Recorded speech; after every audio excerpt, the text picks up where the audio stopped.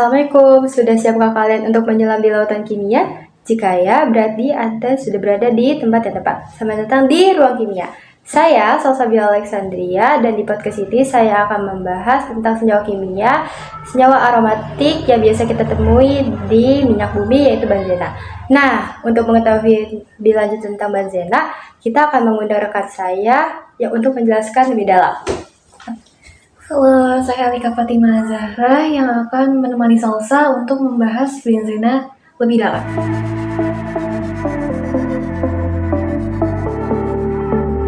Seperti yang kita tahu, benzena itu senyawa kimia yang sangat bermanfaat bagi kehidupan kita. Tapi kita kurang tahu nih pengetahuan apa itu benzena dan bagaimana sifat-sifatnya. Oke, jadi benzena itu adalah senyawa kimia organik yang bersifat mudah terbakar dan dia itu berbentuk cairan. Nah, benzena ini biasanya kita temukan sebagai komponen minyak bumi, di mana benzena ini pertama kali itu ditemukan oleh Michael Faraday pada tahun 1825. Nah, untuk sifatnya sendiri, benzena ini mempunyai sifat berupa cairan yang berwarna bening dan punya aroma. Makanya benzena itu disebut-sebut sebagai senyawa aromatik. Nah, senyawa aromatik itu adalah senyawa kimia dengan struktur cincin siklik yang stabil dan memiliki konjugasi elektron pi di sepanjang cincin. Nah, biasanya benzena ini atau senyawa aromatik ini punya aroma yang khas. Oh gitu ya. Jadi kalau misalnya kita ke SPBU terus nyium bau bensin atau itu berarti itu benzena kan? Iya, betul. Nah, selain itu benzena itu punya berbagai sifat lagi, yaitu yang pertama dia itu bersifat karsogenik. Karsogenik itu kayak zat beracun yang bisa memicu kanker, jadi itu bahaya ya. Terus dia itu tidak larut dalam pelarut polar kayak air, dia itu larutnya dalam pelarut non-polar. Terus benzena itu juga dikenal mudah menguap dan mudah terbakar. Gitu ya. Banyak juga sifat-sifatnya ya.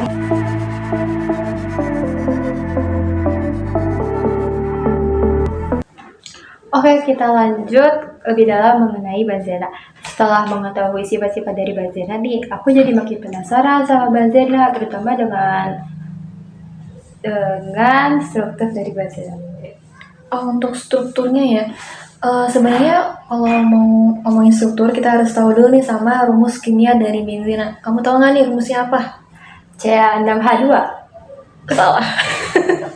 Bukan, rumusnya itu C6H6. Jadi ada 6 atom karbon sama 6 atom hidrogen. Nah, jadi struktur benzena itu nantinya akan berbentuk cincin heksagonal, di mana 6 atom karbon itu akan terhubung secara bergantian oleh ikatan tunggal atau ikatan ganda. Nah, makanya karena struktur inilah benzena itu disebut-sebut sebagai senyawa aromatik. Jadi karena strukturnya ya. Selanjutnya, dari setiap atom karbon itu akan berikatan dengan atom karbon hidrogen dan atom karbon tetangganya. Jadi udah kebayang gimana bentukannya benzena itu gimana? Iya. Aku juga pernah dengar nih tentang reaksi pada benzena. Yang aku ingat salah satunya itu sulfonasi. Jadi sulfonasi itu pergantian pada cincin benzena dengan gugus sulfonat SO3H menggunakan asam sulfat sebagai katalisnya. Terus sama halogenasi. Halogenasi itu pergantian dengan hidrogen pada cincin benzena dengan atom halogen seperti klorin, bromine, dan iodin. Benar gak? Oh iya, benar.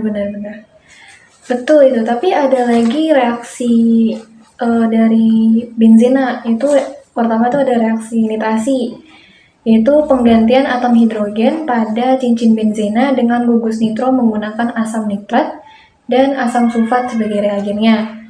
Terus ada lagi, yaitu reaksi asilasi, yaitu reaksi penggantian atom hidrogen pada cincin benzena dengan gugus alsil menggunakan asam klorida dan anhidrida asetat sebagai reagen.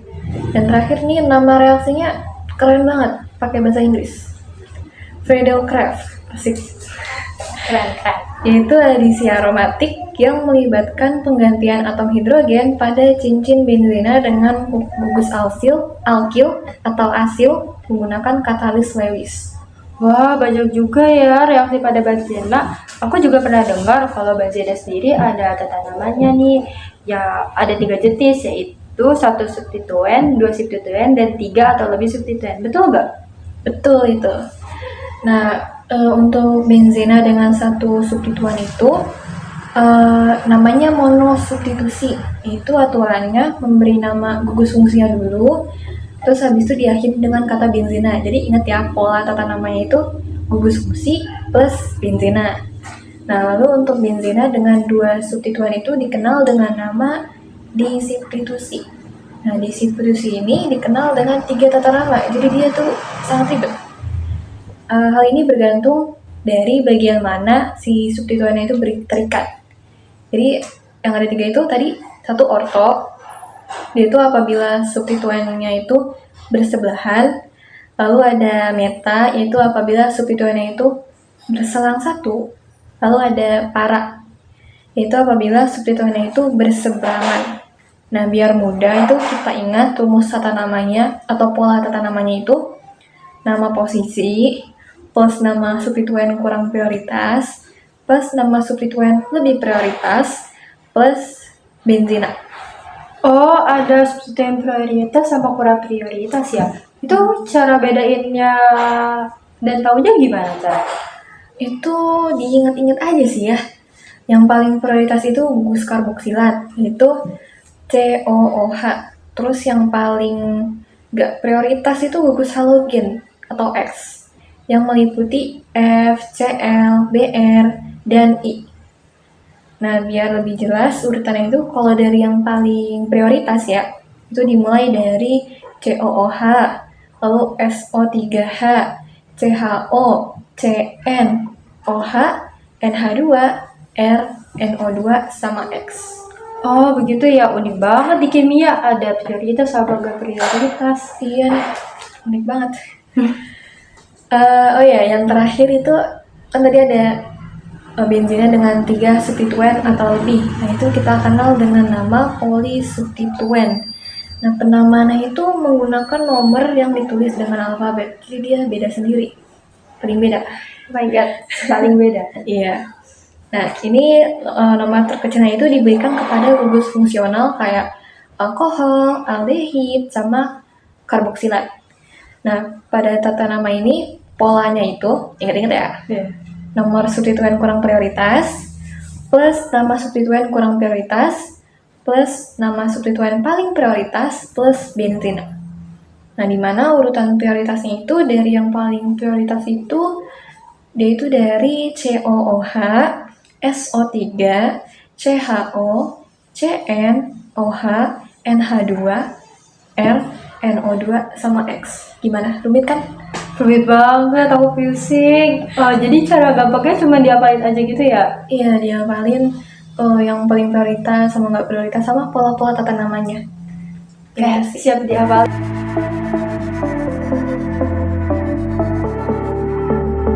Habis bahas benzena lebih dalam nih, aku jadi penasaran. Benzena ini ada kegunaan lain gak sih selain di bensin dalam kehidupan sehari-hari? Pasti ada dong, masa nggak ada? Ya, siapa tahu. Ya, jadi aku contohin ya nih, pemanfaatan benzena dalam kehidupan sehari-hari ya. Kalau di industri kimia tuh ya, biasanya digunakan sebagai bahan baku dalam pembuatan plastik, resin, dan lain-lain. Terus di industri bahan bakar juga, biasanya benzena itu digunakan sebagai bahan tambahan untuk bensin, biar kualitas bensinnya itu lebih bagus gitu. Nah, di industri farmasi juga digunakan dalam pembuatan obat-obatan kayak antibiotik, analgesik, tahu kan obat itu?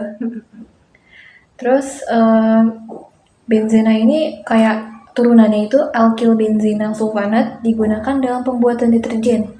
Terus benzena juga digunakan dalam bahan dasar cat, lapis, dan juga perekat. Jadi banyak banget sih kegunaan benzena dalam berbagai bidang kehidupan kita.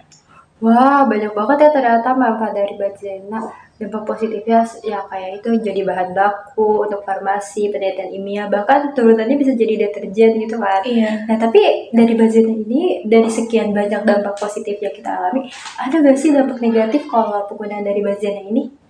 Pastinya ada, karena tadi kan udah aku jelasin ya, kalau sifat dari benzena itu ada yang namanya karsogenik. Dimana karsogenik ini adalah zat beracun dan dia itu bisa menyebabkan kanker kalau kita itu terpapar dalam jumlah yang banyak gitu. Serem banget. Iya, serem. Terus selanjutnya benzina ini juga bisa berpotensi menjadi polutan lingkungan. Jadi kalau misalkan penggunaannya berlebihan ya lingkungan kita kan bisa tercemar gitu. Terus benzena ini juga tergolong berbahaya untuk kesehatan manusia karena dia ini bisa menyebabkan gangguan sistem darah, kerusakan organ, penurunan sistem imun, sama tadi yang aku bilang kayak kanker gitu.